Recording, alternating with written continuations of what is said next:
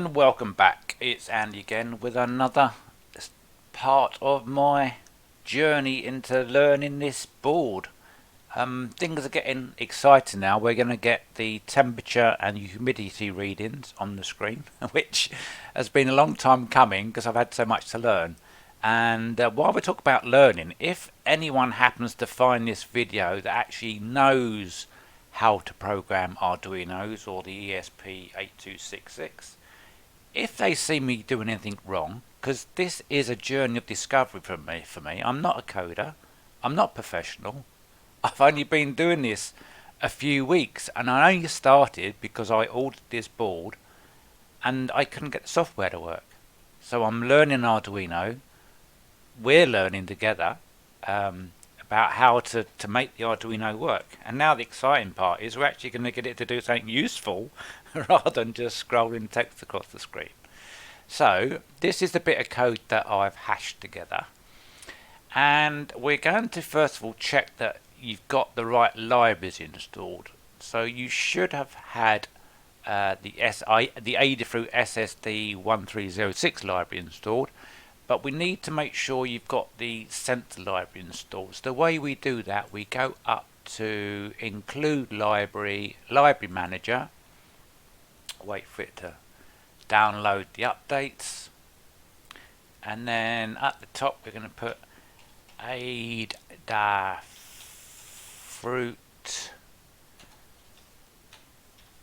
sensor. And we're going to go down the bottom because I know it's down the bottom somewhere. And we are going to find the right library. Now I've already got it installed, but you may not have it installed. Here it is. Adafruit Unified Sensor. Now I've got it installed. You will have an install box over here because you haven't got it. So just press the little box over here and get it installed. And that will make sure that we are working in unison. So now the wire library and the DHT, I believe they are standard libraries, and that's why they're in red. I can't quite confirm that at the moment, but I'm sure that's what it means. So the rest of the sketch now is going to be the same. Here we're defining the size of the screen. Here we've set up some integer values because in the last video we learnt how to put, I believe that these are called integer, they're not variables, they're integers, they're numbers. So we're assigning set text size 1 and that's going to equal 1. So when we use this in the code below, it's going to equal these values, but we can show you that in a minute. So this we need to declare to make the library work that the Adafruit have supplied. So we need to put in 4 of these values. So the screen width is 128 here. The screen height is 64. And wire. I don't know why and wire is there, but it's part of the library. And the -1 is because the screen itself has no reset pin. Here we define where our sensor is plugged into the board, and we are plugged into pin 5. Here we select which sensor we're using. Now in this example I'm using the blue sensor, which is a DH211, so we make sure we're uncommented here. Now if you had the white sensor, and I do have one here somewhere, let me just open this little packet. I do have a white sensor. And if you was using that one, because it works slightly differently, you need to tell the program in this area here that you would be using the DH222. And in another video or on my blog post I'll cover what the difference is between the DH211 and the 12. And basically it's the accuracy of the readings, the temperature range of the readings, and how many readings per second the units can take. And I believe the blue one is slightly smaller in physical size than the DHT22. I'm not sure what the DH221 looks like, but I'm sure it's very similar to the DHT22. So here we have to set up the sensor. So we're saying because of that's what the libraries are required. So here we're saying that the pin is 5 and the sensor type is the DH211.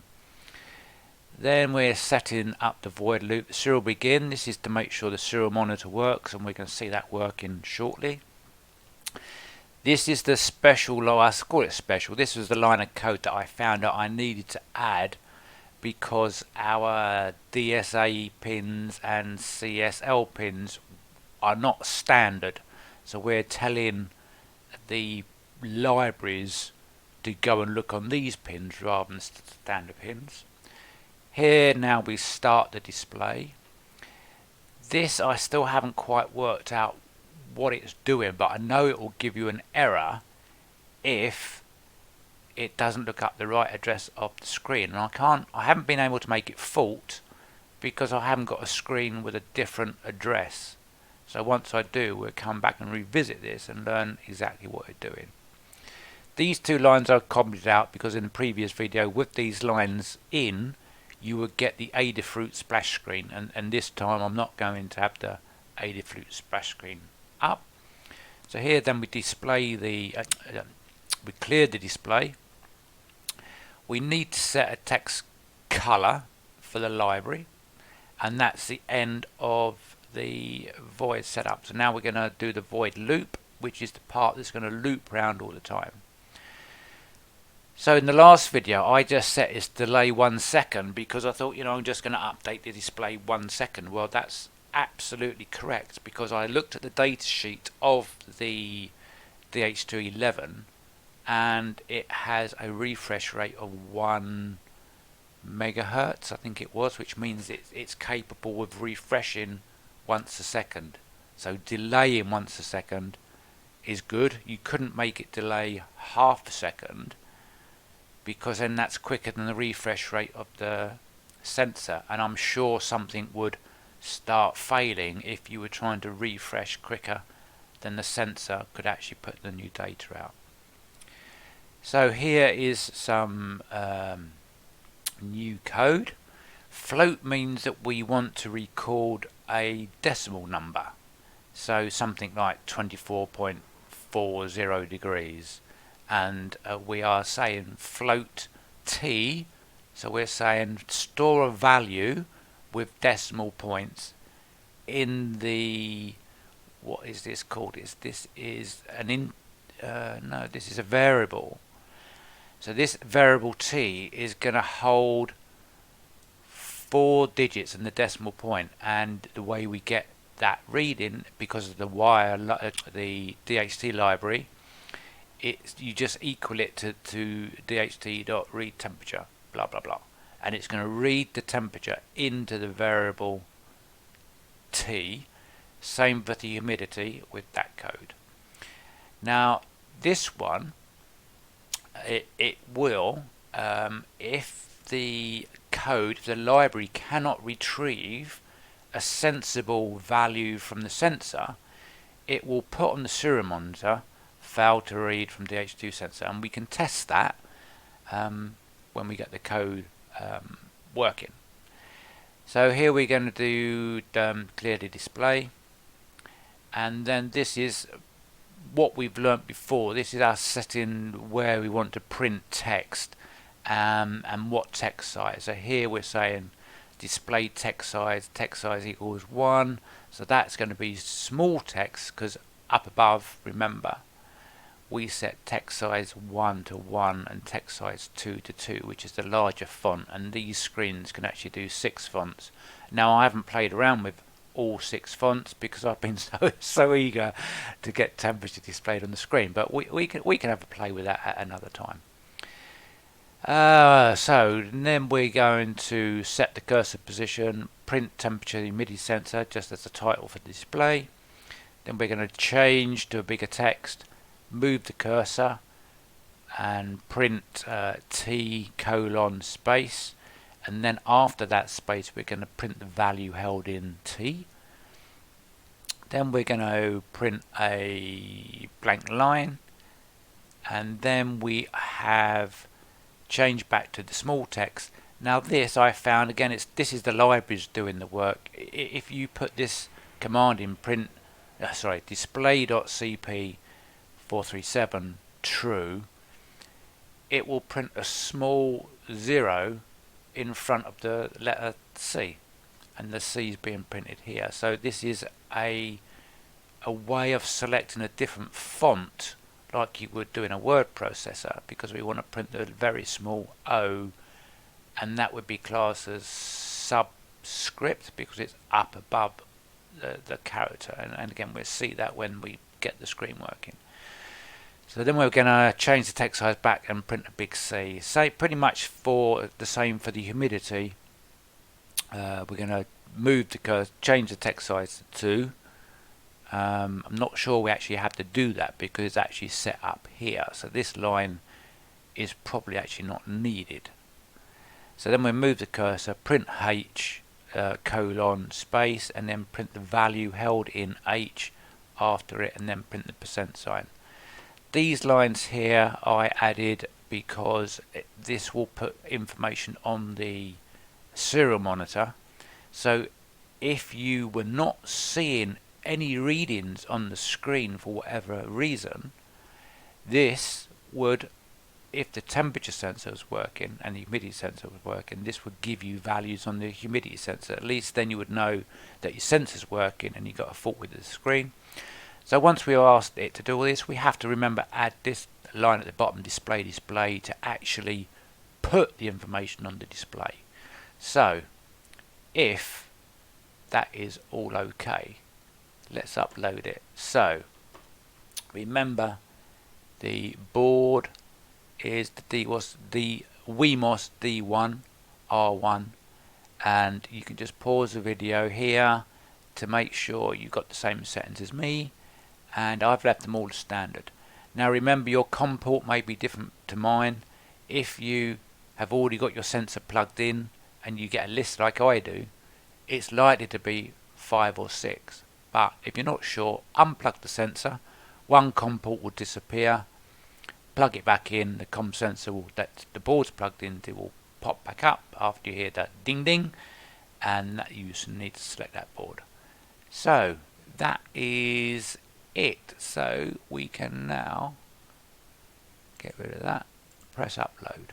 So down here you can see it says compiling sketch, which I did before the video started, so I knew the code was right. So in here it says connecting to COM6. This is always good to see in percentage sign, so that means it's uploading. If we look down at the screen now, hey there, look at that, absolutely fantastic.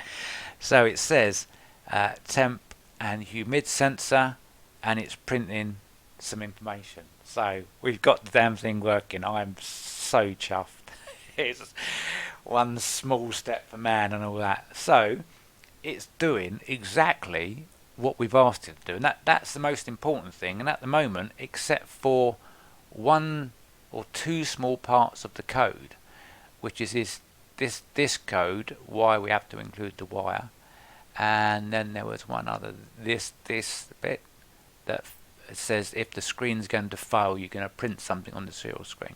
Now let's look at the serial monitor, because we haven't done that.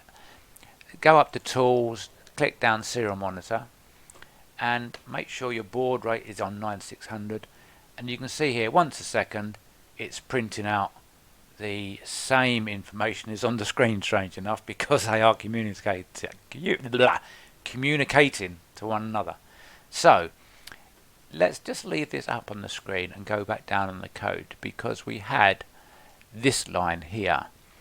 If insan H, I think that is and or insan T, so that's the values of H and the values of T. If they don't equal something that the library is expecting, then print on the serial monitor failed to read the HT. Now I'm just going to pull out my blue temperature sensor. Now I would never recommend to do this, but in the quest for learning and science, I'm going to do it. So I'm expecting to see on the screen and see on the serial monitor the failure warning come up. So there it is, it's unplugged. It will take a few minutes because the code needs to cycle around once every second. and there we go. On both the serial monitor and the screen, the code is still running because it's still looping, but every time it looks down here where the sensor was plugged in, it's now not there, so it's flashing up NaN, N-A-N, which means it's a stupid reading and it's not going to display anything. So I'm going to plug it in, back in. Now remember, these boards have minus, positive and negative, and you need to plug it in the right way. Now I know the board goes back in this way, so there it is, plug back in, give it a second, and it's back up. So let's just touch the sensor and we should get some readings going up. There we go. So it is actually doing something. Wonderful. I feel relieved that it's worked. So our journey has got somewhere. We've actually got the board working, which is great, and we've got the temperature, humidity displayed on there. We understand 99% understand how it got on there and what we're doing. So the next thing is Wi-Fi, which I think is going to be a big challenge. Then Wi-Fi and possibly getting it the temperature displayed on a mobile phone. So I think that will involve some web pages. Now I know we can use other applications like third-party applications like ThingSpeak is one of them, but I don't really want to do that because I want to be able to control what I'm doing without using somebody else's program, server, environment. I'm not sure what they call that, but I know there's quite a few of those out there. So what I'm going to do over the next few weeks is learn how to get this chip, because it is Wi-Fi enabled, onto my home Wi-Fi, find out the IP address of said board, and then find out how to make this chip either write information to a web page or make the chip a server. And I think that's the easier route. If you make it a server, there's libraries that will just give the information to a set domain. So I don't want to confuse you. I know where I'm going. I'm not sure how to do it at the moment, so give me a few weeks, a few days, depending how much time I can spend on this, because it's obviously not my full-time job. It's a hobby, and it's a big learning curve. So let's learn together. I would welcome any comments in the video, and I'd really like to know if anyone's following along with these videos and getting some information from them and found it useful, because at the moment I'm just chatting to myself into a microphone, but I'll be so chuffed if I've helped one person, because when I first got this board I was stuck. I couldn't get anything working from the code. Well, I didn't want to load all the environments that came with the Banggood stuff. I didn't want to load that on. I wanted to use the Arduino, and that's bringing me on to another subject. Would be another video. There's another programming environment I'm trying to run now before I can walk. There's another program environment that I found that I've dabbled and I'm really liking, but I need to understand it before I do a video, because I don't want to be umming and ahhing and pressing the wrong buttons all the time. So in the next few videos I may be changing the program environment. So at the moment we're using the Arduino IDE environment, but we may be changing systems. Now no one likes change because we're only just learning what we're learning here, but maybe it's a good place to change right at the beginning, so we learn something that's potentially a lot better and a lot easier. It helps us pick up the mistakes, because I have been dabbling to try to add extra code into my programs, and what I can't work out is getting the curly braces in the right place. It's really testing me, and I need to get that sorted out. So I'm waffling. Tell me to stop waffling. I'm going to go now. I'm going to upload this video, get a blog post together. But I hope you're happy that we've got the temp and humidity on our screen, because I'm really happy. So this is Andy now, signing out. Good afternoon.